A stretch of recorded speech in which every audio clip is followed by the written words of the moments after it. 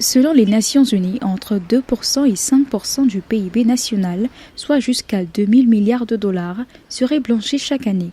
En Afrique de l'Ouest, la digitalisation des paiements, l'essor des cryptoactifs et les flux financiers transfrontaliers compliquent davantage la détection des circuits illicites. Au Sénégal, ces préoccupations font écho aux alertes de la cellule nationale de traitement des informations financières. En Afrique de l'Ouest, vous l'avez vu récemment, le Sénégal est sorti de la liste grise du GAFI parce que conforme aux standards internationaux en octobre 2024, s'en est suivi d'autres pays frères comme le Burkina, mais également le Mali et le Nigeria récemment, et le Côte d'Ivoire est sur la bonne voie également. Donc ça, c'est des succès. Les défis, il en existe toujours parce que nous sommes dans une dynamique d'amélioration continue. Et l'idée, c'est de faire en sorte que nos systèmes soient robustes pour pouvoir faire face à la criminalité financière. Réunis à Saly, au Sénégal, le 29 juin 2026, pour le sommet ouest-africain sur la conformité 2026, les responsables du groupe intergouvernemental d'action contre le blanchiment de capitaux GIABA, des autorités de régulation et du secteur privé planchent sur une réforme des mécanismes de contrôle.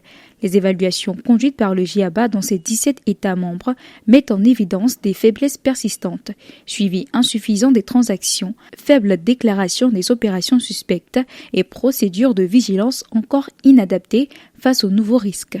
L'organisation de l'atelier de cette année sur la conformité, c'est juste de renforcer cette relation-là entre les deux secteurs publics et privés.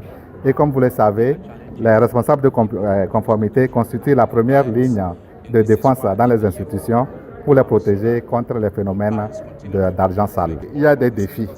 Donc l'essentiel, c'est l'amélioration continue des processus. Et comme vous l'avez entendu dans les discours, nous devons nous départir de ce que nous avons l'habitude de faire parce qu'il y a la technologie qui est maintenant impliquée. Dans son rapport de mai 2026, la cellule nationale de traitement des informations financières du Sénégal souligne les risques croissants liés aux fintech et aux cryptoactifs. Face à cette nouvelle menace, le GIABA annonce un changement de paradigme. Les prochaines évaluations mesureront avant tout l'efficacité des dispositifs nationaux et leurs résultats concrets contre la criminalité financière, un enjeu économique majeur. Selon le FMI, l'inscription d'un pays sur la liste grise du GAFI peut réduire les flux de capitaux étrangers d'environ 7,6% du PIB, d'où l'importance des réformes engagées par plusieurs États de la région, dont le Sénégal.